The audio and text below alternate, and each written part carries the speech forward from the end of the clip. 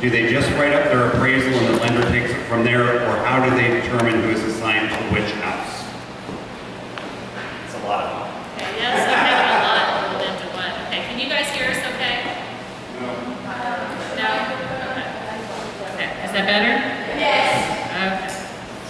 All right, so the way that we're assigned is that the lender chooses.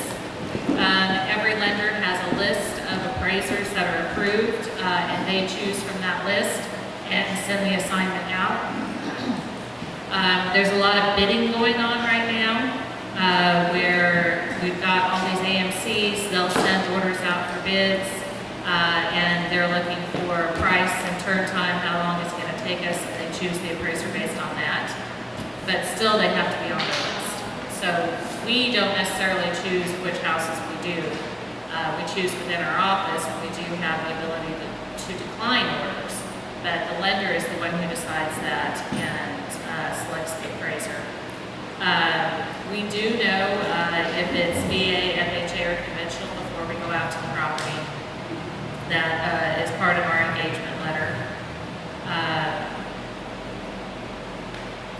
What we look for, we're looking at the condition of the house, quality of construction,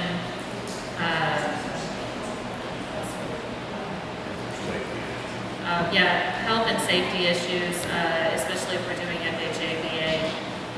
We're going to look at chipping and peeling paint, rotting wood, stuff like that, rotting floors. We look at, if we're doing FHA or VA, we run the water, make sure that the utilities are on, that we're only checking, turning on the lights, maybe turning on the furnace or the air conditioner. We're not home inspectors, so we're not doing, we're not going to test the outlets or anything like that. So that's basically what we're looking for. Foundations, we're going to look at, have the, it's concrete coming in or water in the basement. Is there positive drainage away from the foundation? Are the guttering in place? The condition of the roof, siding, stuff like that. All right. And real quick, I forgot to introduce everybody. I'm sure most people know everybody up here, but Hal has been an appraiser since 1991. Is that correct? Yes. He is FHA and VA approved, and he served as the president of the MLS board in 2014 to 15 and 2019. Stacy has been a certified appraiser and partner since 1997. She specializes in unique, rural, and distressed properties covering Shawnee, Osage, Wabunsee, Jefferson, and Jackson. And she coordinates and sometimes teaches CE classes for appraisers in the area. All right. Number 2 question was, how are basements and upper levels valuated in comparison to main floor space? Well, the valuation of the basement square footage, Matt, hold closer. The valuation of the basement square footage is based on the location of the home, the quality of the finish, the age of the finish. An older home with paneling and acoustic tile is not worth much, but we determine that based on the area, the location of the home. We try and do a market study to determine what buyers are willing to pay for that finish. As far as for above grade square footage on 2-story or 1.5-story homes, we don't separate out an adjustment for the first floor and the second floor. We're trying to use comparable homes that are also 1.5-story or 2-story homes. So we're comparing apples to apples. So we don't have to adjust separately for the amount of square footage on the first floor versus the second. All right. What specifically is needed to consider a room finished space? Generally, it needs floor covering, finished walls, and finished ceiling. Basements, we will sometimes accept, like a painted floor.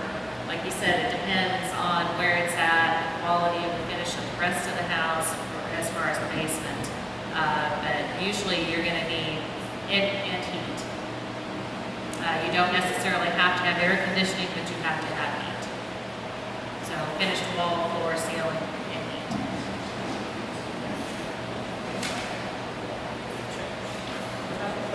Okay. In this escalating market brought on by minimal supply, as most every listing has multiple offers, which seems to have driven up price per square foot, how do we as realtors ensure we are providing accurate advice to our clients that align with the appraised values? The question of the century. Well, I mean, they're asking that all across the country. To compensate, or not to compensate, but to be able to address that, we have to look at the most recent sales and pending sales, because that's a reflection of the difference between now and even 3 months ago or 6 months ago. It's difficult. I know I've had a lot of calls from agents and saying, you know, we listed and it still sells for $25,000 over. Well, we're looking at the same sales you looked at to list it as far as trying to provide a value. So we're doing the best we can with market-based adjustments for the increase in value and using the most recent comparable sales that we can. But, you know, on the ones that really go way over what the list price is, market rationale just doesn't support some of those prices, as you're all aware of. With that in mind, so let's just say a $250,000 house has 5 offers all around the $300,000 range. What do you do? Well, I mean, again, we're going to look for whatever comparable sales we have, but, you know, our reports could be reviewed by underwriters. We can't just go anywhere in the city to find sales that support that value. It has to be related to the area, the neighborhood, or at least from a competing neighborhood. In that situation, we do the best we can. I mean, but as you probably found out, a lot of times that's not going to appraise for $300,000 because there just simply isn't any market-based justification. I have a question, and this is based on a recent one I had, and I'm not with you. Great, so I'm just letting you know. But this is on a different one. So the question that I was kind of confused is the appraiser chose, you know, it was, well, what he had was an FHA appraisal, but the condition of the house compared to the other 3 comps, he made my subject less of a condition of the other 3, and I was confused by that because the subject actually was a very nice house. And so I was like, okay, well, how did that get determined based on that condition? So we have to look at the condition of the house as, was it remodeled yesterday or was it remodeled 5 years ago? That's one of the things that we're going to look at. So is the carpet worn because it's 5 years old or is it brand new? So that can make a difference in the condition of the house. Because there's a lot of houses out there right now that are being flipped. Yeah. So they're buying it cheap and they're completely remodeling the house. Now a complete remodel is a lot different than going in and maybe putting some new floor covering in and painting. That it's different. So we have to consider it differently. So if they've, you know, gone in and, you know, painted the walls, painted the cabinets, still have, you know, 10-year-old countertop, stuff like that, that's not going to be quite the same as something that is new on the inside, basically. We're also, you know, like you said, we can't go anywhere for homes. We have to stay in the neighborhood. If we don't stay in the neighborhood, we have to explain why. And we have to have a good explanation why, because there's gonna be an underwriter looking at that appraisal. And there is always the possibility that there's gonna be another appraiser looking at that appraisal and seeing, did we justify what we did in leaving the neighborhood if we do that? Because we get reviewed frequently. So Hal might do an appraisal, and I might get an order a week later to look at what he did and see if it's justified. So leaving the neighborhood is a big deal. Yeah. Well, Hal made a comment a few minutes ago about how much the market has changed even in the last 3 months. So if we were going to stay in the neighborhood and go back to July of next year, or last year, or go to a neighborhood maybe a mile away, still in the same school district, same zone, that has comps over the last 2 to 3 weeks, which are you doing? I think you're going to use both. I mean, most of us put, I mean, the minimum is 3 comparables. Most of us use more than that, particularly in a situation such as this. So we're going to use something from the neighborhood, but there's a good chance if I think it's a competing area, I would use that other sale even though it's not in the direct same neighborhood. Because you've got to provide inferior properties and superior properties. They want you to come at it from both ways, so you're not only adjusting up, but you're adjusting down on your comparables that you have in the report. So you're providing support from both ends of the spectrum. And if you have an appraiser that won't go to the other neighborhood, what do you do about that? Well, you have to talk to the individual lender and present those, and many of them will allow a reconsideration of value, and if they present us with those comparable sales, we either let them know that we accept them and we might look at using them in the report, or that we don't, and here are the reasons why, that we don't feel that it is a good comparable sale. But that's up to the individual appraiser. You can't just make it, you have to go to the lender. On a follow-up for that, because it's on the list of questions. So how do you determine a neighborhood? We've been taught different ways by each agency or people we've trained with. Is there a school district? Are we doing streets with 4 lanes or? Streets with 4 lanes is a good indicator that your neighborhood is probably going to change. School districts, it depends on which school district it is. And because it is getting harder to transfer within 501, actually. It used to be very easy to do. Right now, you cannot transfer into Topeka High because they're full. But we still don't really differentiate between school districts that much. But so, say you're in Briarwood, which is right over here. The Briarwood area is very similar to the Knollwood area. They're still different neighborhoods. So we're going to determine what the neighborhood is, but those are very similar neighborhoods. If you don't have any comps there, you can move to like Knollwood. But you would not be able to go to, say, or you wouldn't want to go on the other side of Fairlawn. So when we're looking at the neighborhood, we're looking at where do the houses change, basically.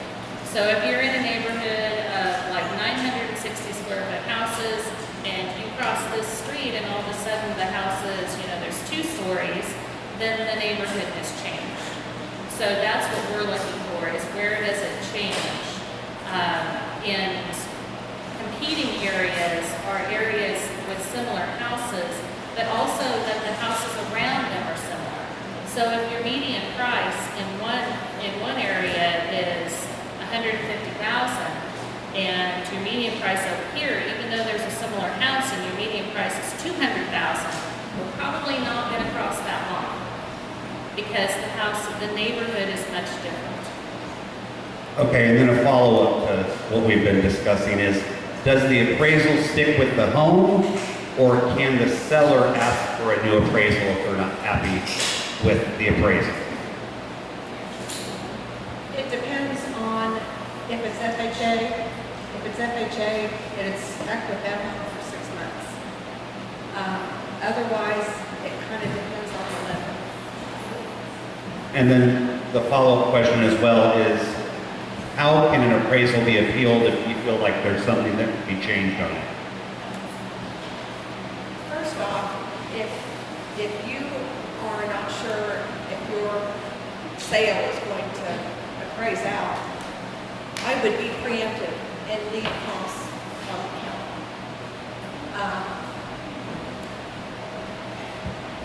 As far as an appeal of a low appraisal, I'm assuming it's because it's low.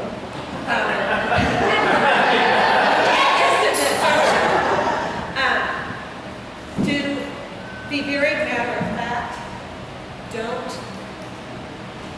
be angry or snotty. Yeah, it's not personal. Just provide comps if there is something that is incorrect with the appraisal, then note those types of things. Okay. So time in history and distance from the, you addressed distance. Time in history, are we looking at 6 months? Are we going back a year still, or? They like for us to be 6 months. We're actually trying to stay 3 months right now because the market has changed. And there are, since people are bidding higher and they're coming up with cash, I guess, I don't know how they're coming up with them. We're trying to stay within 3 months. And we've actually been able to do that quite a bit recently. We still can go back a year if we need to. But time adjustments are very difficult to prove, especially when, you've got markets that people are doing crazy things. It's hard to prove, and that's something we have to prove it on paper. Every time we do an appraisal, there's the possibility we can be reviewed and we could lose our license. So that is always something that an appraiser should be thinking about, is what I'm doing legitimate, and can I back it up? Would another appraiser agree with me? Because there's always the possibility any of us can review each other. And could you address one of the questions was how much, is there a checks and balances system within the appraisal community? How it works with you guys for appraisals? Does somebody review them, or? That's basically what our checks and balances is. Okay. When we turn an appraisal in, it goes to the underwriter. And generally, the underwriter is the one who's going to review it and approve it or not.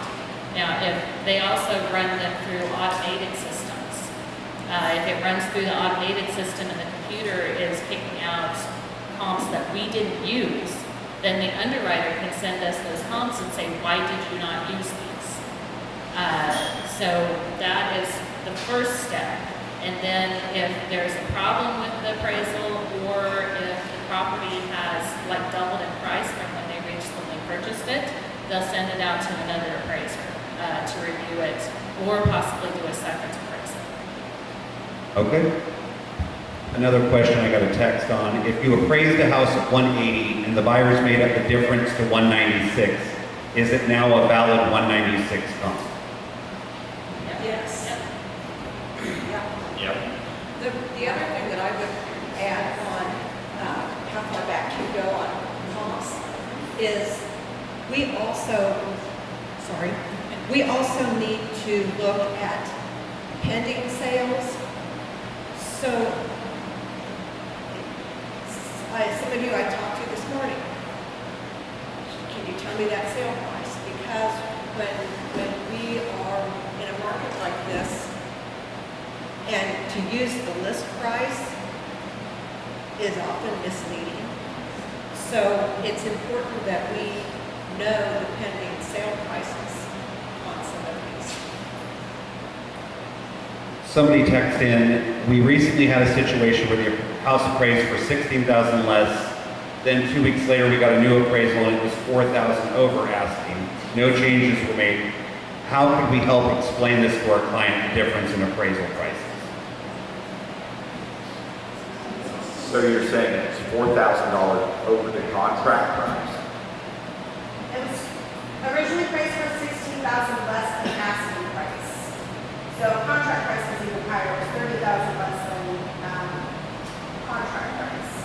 That does go through, when the appraiser comes in, it's now 4,000 over asking price. We just have a really hard time explaining that to our seller. So there's a $20,000 difference in price value. Yes. Well, it's how each appraiser interprets what the comparable sales are. And in this market right now, we can see a variation between appraisers because we're using our own experience and data that we have about the comparable sales and the area.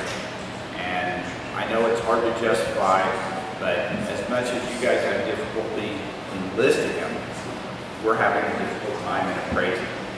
I mean, it's hard to, the market's not behaving rationally.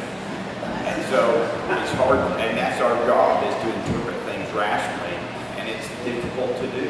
And so we're just trying to do the best that we can, but I have no defense for it. I'm just saying, we're struggling just as everyone else is. Why does FHA not have, why is it stuck with the address for 6 months? If we have this kind of problem, and you have somebody who comes in low, why is it FHA can't have another check or another appraisal done? You'll have to check with HUD on that. Oh, it's just, I didn't know if you guys knew why. Okay. No, we're just peons. We don't. We just try and follow the rules as best we can. I think part of the reason that comes into play is because they don't, several years ago, when the bubble burst, and they started bringing in AMCs, is they would have, if the first appraisal didn't come in where they wanted it to, they'd just get another one. And it's HUD's policy that they can't do that. A lot of times when the difference in value, a significant difference in value, can be an appraiser coming from out of town, where they are not familiar with the neighborhoods, and they will use comps that are not in similar areas and come up with the value, or with the sales price. So that is one of the explanations that can be, that can happen. True. Thank you. More often than not anymore, the listing total finished square footage numbers that are used are pulled directly from the county website, which are outside the dimensions. And I presume you guys are going in and actually measuring accurate finished square footage, which can be skewed either way considerably. So how are we lining up these two numbers at the end of the day, trying to come up with values? It just seems we're shooting in the dark, trying to really come up with accurate. It's unscientific practice to begin with, and then we have people using all these, real finished square footage versus outside finished square footage. Well, we base our dimensions or our square footage on outside measurements also. The county,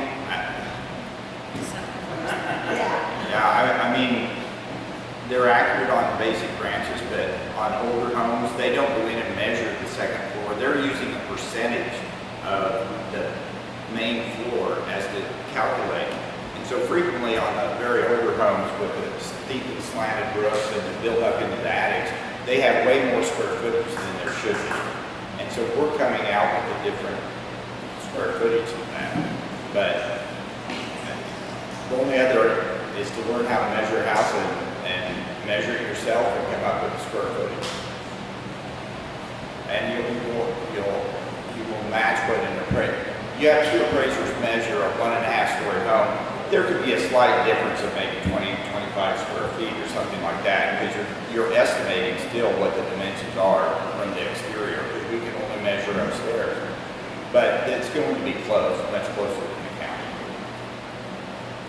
Kind of a follow-up on that.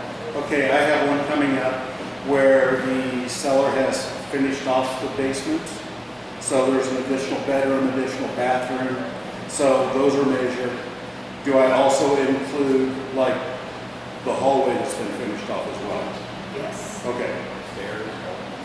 Yeah, okay. All right, I was informed that lunch is here, so if we want to take a quick break for everybody to grab some lunch, and then we'll come back in. redo some questions.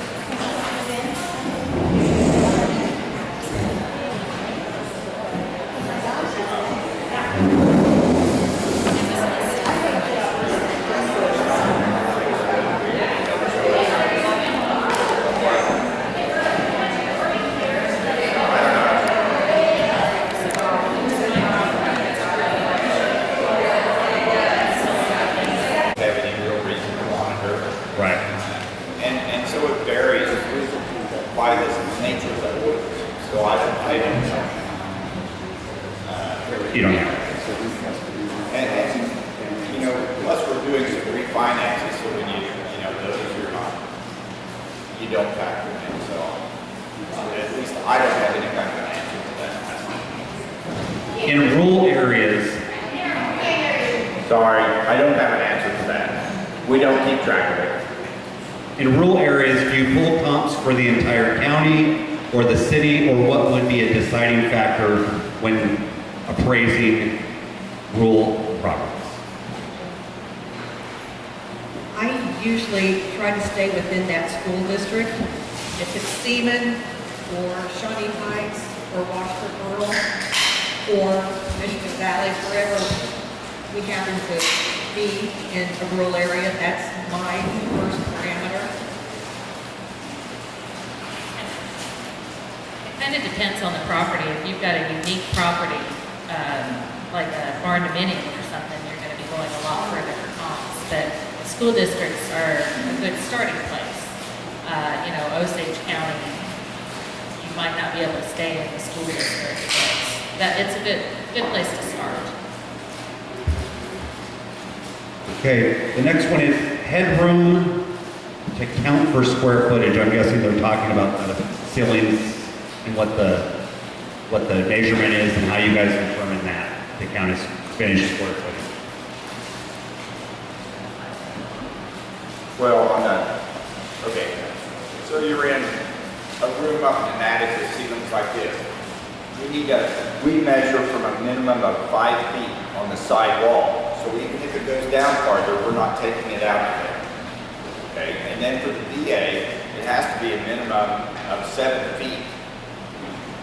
Now, it doesn't mean that if it's at 6 feet, that we're not going to give it any kind of credit. It's just that it may not be counted in the gross living area when we're doing it in the sales grid. We may consider a bonus or whatever like that. And adjust for it separately in our sales grid. It just depends. It still contributes value even though it might be non-conforming.